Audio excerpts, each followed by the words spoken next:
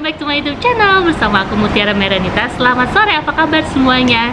Sore ini aku sudah berada di salah satu food court, tepatnya di seberang kantor aku sih. Nah, sore ini aku nggak sendirian guys, aku punya guest star guest star, narasumber yang benar-benar bisa menginspirasi kalian dan membagi informasi terutama, dan orang Indonesia juga yang kebetulan beliau itu banyak sekali pengalamannya dari mulai kasih tahu jangan ya, yang pasti aku kasih tahu namanya Tari, dan dia berada di Sydney sudah penasaran kan?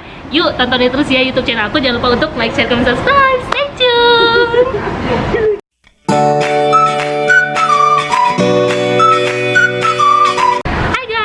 Balik lagi bareng aku. Oke, daripada kita basa-basi terlalu panjang ya, nah aku bakal langsung kenalin sama orangnya yang ada di sebelah aku. Tada! Hai! Tuh guys, lihat kecil-kecil cabai rawit kan? Iya.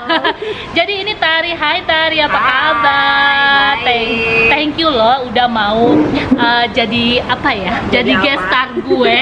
Enggak lah, dari kemarin janjian makan tapi nggak jadi-jadi, dan iya. akhirnya kita jadiin ya. Aduh maafkan Bu.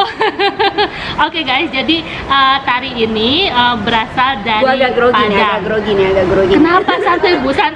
Nggak ada produser, nggak ada direktur, director maksudnya. Oke, jadi Tari ini dari Padang dan Minang asli. Tapi banyak yang nggak percaya. Mbak Dinin oh ya. Ya kan salah satu. Bukan orang Padangnya aja kagak ngerti, kagak tahu. Itu. Lah tari piring. Iya, tari piring, tari payung. Walaupun gue nggak bisa menari, nama gue Tari ya. Tari. Ya ampun. Oke, jadi aku ngajak dia itu untuk berbagi pengalaman dan share kepada kalian karena menurut kisahnya beginilah kisah seorang Tari paling kundang. Jadi Tari ini memulai karirnya, perjalanan hidupnya dari Sumatera ke Australia itu dengan working holiday visa ya say? Yep. Itu kalau gimana bisa kepikiran gitu pengen oke deh gue ke Australia pakai working holiday visa? Mungkin ada background tersendiri mungkin yang menantang kamu untuk datang ke sini pakai WHV. Iya ya, kayak challenge lah ya buat diri sendiri. Sebenarnya dari awal tuh kepengen studi juga awalnya, tapi untuk mencapai itu agak susah juga. Terus waktu itu dapat informasi tentang working holiday visa. Kebetulan waktu itu sebenarnya masih kuliah. Tahun 2014, 2013 gitu. Tapi masih tahu kayak ya udah di-ignore dulu lah karena masih kuliah juga, belum kelar. Masih banyak lah, panjang lah perjalanannya waktu itu. Dan lagi di Padang juga, kuliah di Padang di Universitas Andalas. Terus pas ngumpulin infonya tetap lanjut nyari informasi, nyari tahu persyaratannya gimana. Karena tahapnya kalau bagi Indonesia tuh menurut aku memang agak sedikit riuh dan panjang ya dibandingkan negara lain yang menurut aku beberapa negara tuh lebih gampang sebenarnya. Mau disebutin apa enggak? Contohnya kayak kalau Asia tuh kayak Jepang tuh modal money lah ya, walaupun banyak ketemu beberapa temen tuh Inggrisnya juga nggak ini banget, tapi menurut aku gampang aja gitu. Gampang aja. Balik ke ini negaranya juga. Kayak dari Europe juga gampang. Tapi Indonesia lumayan agak panjang perjalanan mengurusnya, dan aku kebetulan anak daerah. Dan apa-apa mesti ngurusnya di Jakarta. Oh seriusan? Yes, gue pikir ke ibu kota Padangnya gitu. No, harus ke Jakarta ke imigrasi pusat buat interview, salah satu persyaratannya. Waduh. Kebayang ya berapa biaya dan waktu yang dia keluarkan. Banget, sampai waktu itu aku mulai mengurus itu lupa ya, tepatnya tahun 2017 kali ya. 2017. Ngumpulin informasi itu udah lama, tapi mulai mengurusnya itu 2017 apa 2000, iya deh kayaknya 2017. Dan itu keinginan kamu sendiri. ya. Of course ya. memang benar-benar pengen Iya. dari diri sendiri tanpa ada Iya. apa ya, paksaan Dari orang tua atau saran dari teman, kerabat, Iya, siapapun benar-benar gitu. ya pengen dari diri sendiri dan Iya. ketemulah ini informasi tentang WHV Working Holiday Visa, dan menurut aku susah-susah gampang juga sih persyaratannya. Oh, karena okay. kita mesti harus ngeliatin ijazah kita udah menamatkan studi E1 juga. Tapi kalau nggak salah D3 masih bisa gitu. Oke. Dan ini udah menuju persyaratan WHV Iya, sendiri. iya, Berarti iya. Ijazah terus apa lagi? Ijazah, iya kayak yang biasa, yang basic kayak paspor iya. Oh pasti iya. KTP iya. Iya. Terus intinya kita berusia antara 18 sampai 30 tahun. Oke. Itu memang tujuannya buat anak-anak muda untuk explore Aussie juga, tapi Betul. kita dikasih kesempatan buat bekerja. Oh enak ya. Dan itu legal. Legal. Nggak ada Keren banget. batas waktu gitu. Tapi limit umurnya itu 18 Iya, sampai 18 sampai 30 guys. tahun. Waduh. Jadi bagus sih menurut aku. Iya, iya, bagus buat banget. anak-anak muda Betul, gitu, betul, buat betul. apa ya? Karena bisa belajar banyak sih kalau Belajar banyak, betul. dari- Challenge sendiri ya Yes, buat banget. Aku ngerasain banget. Menurut aku ngerasa agak sedikit telat karena udah benar-benar mendekati 30 waktu itu. Tapi nggak apa-apa, nggak ada kata telat sih, nggak ada kata Oke, telat. Tapi kalau sedari awal tuh udah tahu, misalnya tuh tamat kuliah pengen, atau aku lihat tuh kayak beberapa negara kayak Europe, Jerman tuh dari anak-anak muda masih umur 19 tahun. Aduh. Waduh, gue masih gak mikir kayak Kadang gitu-gitu. mereka tapi mungkin kreatif sekali ya. ngambilin gap dari sekolah ya, karena mereka tuh misalnya tamat dari SMA bingung masih mau kuliah apa, atau ngambil, kadang kebanyakan mereka ya udah traveling dulu gitu loh. Benar. Jadi benar-benar diajarin gimana mandiri, Iya, bertanggung iya, jawab dari iya. situ kan. Iya. Aduh, gimana, bagus sih Iya, menurut iya, aku ya, iya, gitu iya, ya iya. programnya. Dan itu kalau udah dokumen semua terkumpul, biaya yang lu siapin berapa duit, Say? Lumayan sih, Lumayan, karena kita harus Kisaran berapa kasih tahu ya? Soalnya kan gue emang nggak tahu banget gitu. itu mengenai- bisa disiasatin sebenarnya untuk biaya. Heeh.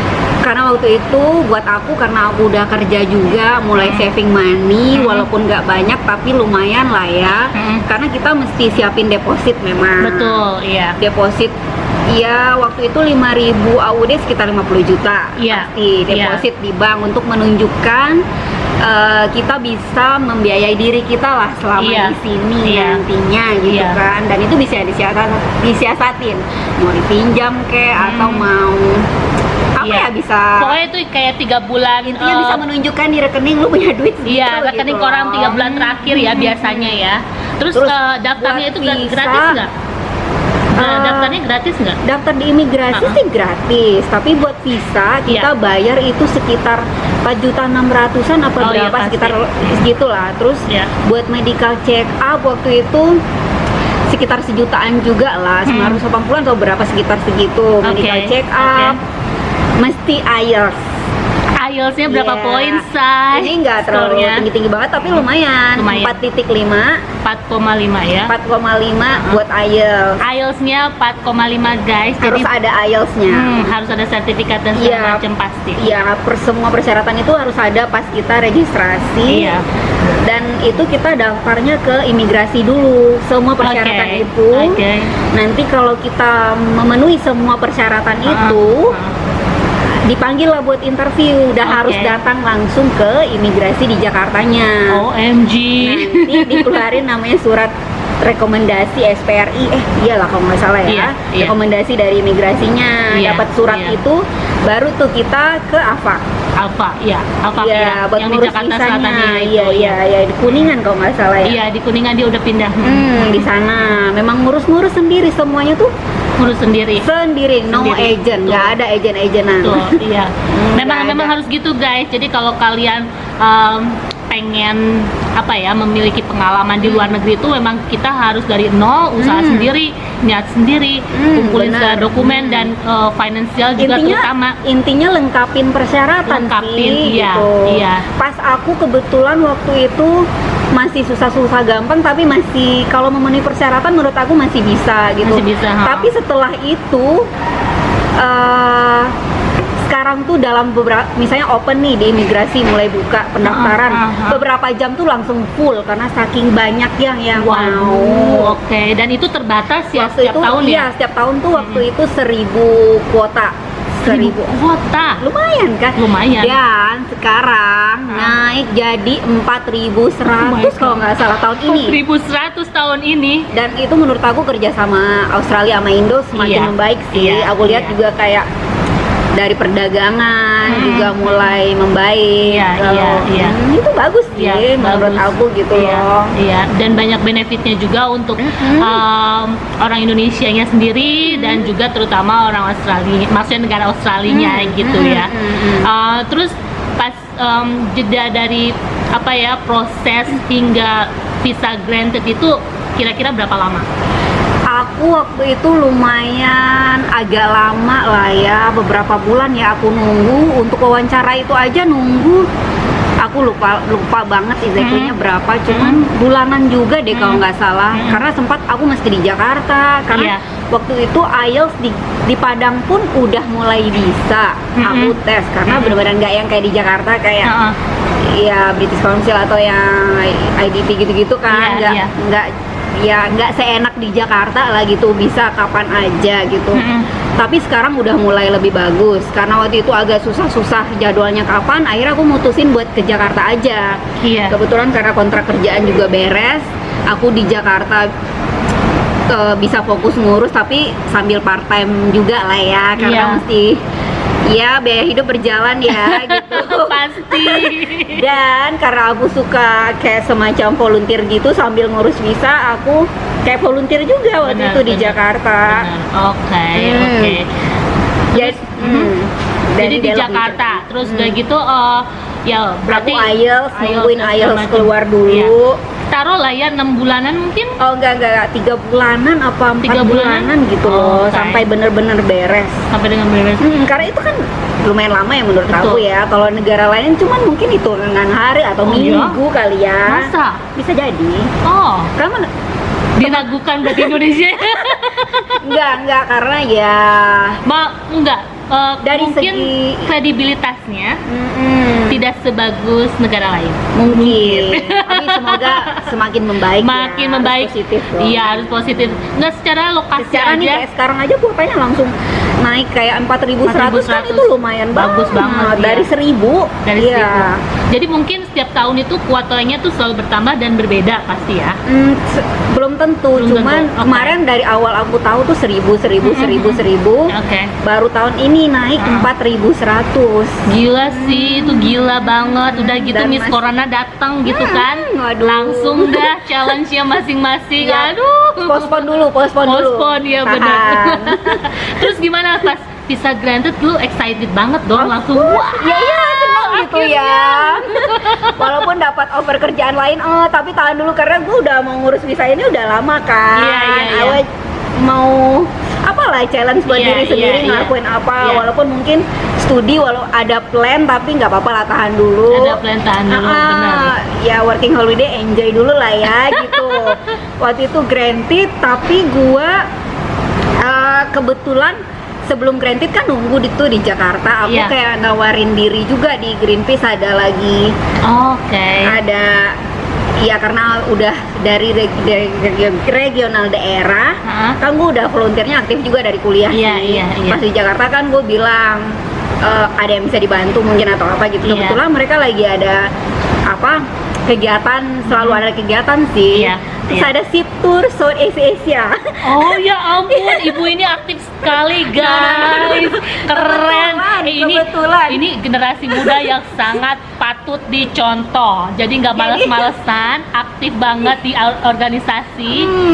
Karena gue visanya granted terus, tapi sebelum granted cuman hitungan beberapa hari gue terlanjur udah bilang iya gitu kan.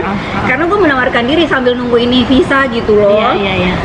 Oke deh gue ikut gitu. Iya visanya granted. Udah terlanjur bilang ya udah gue ikut ship tour Southeast Asia dulu, sailing 3 bulanan. OMG.